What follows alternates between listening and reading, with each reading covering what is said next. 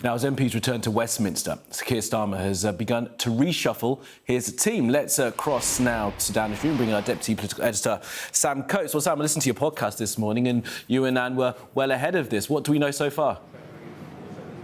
Well, it's the first day back of the new term for Keir Starmer, and there are changes all over the place. In the main, Keir Starmer has got rid of people that you've never heard of and replaced them with people that you've never heard of in answer to a call to shake up his team and improve things before the summer. But there's one big change, and that is the promotion for one of the more junior members of the Cabinet called Darren Jones.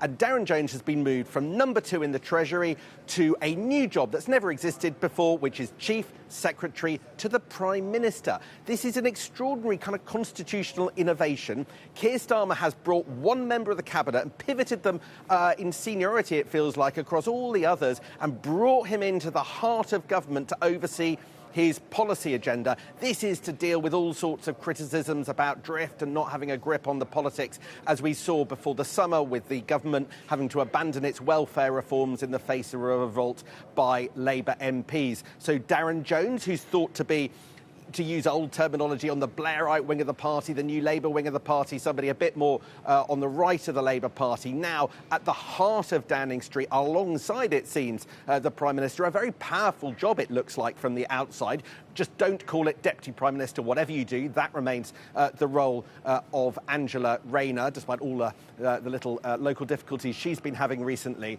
However, there are a series of big changes inside Downing Street.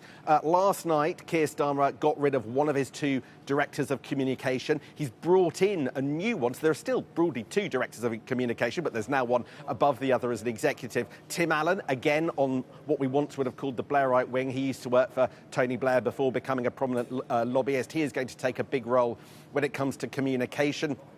You have a new economic advisor to the Prime Minister, a new lead civil servant in his office, Dan York-Smith, long-time Treasury veteran. And you've had to have a little mini reshuffle in the Treasury in order to deal with the fact that Darren Jones's position went vacant, with James Murray, a more junior Treasury Minister, going in to fill him. Will these changes result in the grip that people have been demanding in the Labour Party of the Prime Minister? Well, we're obviously just going to have to wait and see. It all comes down to whether or not the challenges in the weeks and months ahead are dealt with smoothly. And my goodness, there are many of them. A 20 to 40 billion pound black hole to be solved, to be filled this autumn in a November budget. And then there are the challenges around migration, to name just 2. So a new important cabinet figure at the centre. How will that upset the apple cart, or will it smooth things more generally? And changes to the team in the building behind me. Will it help? Stay tuned to see.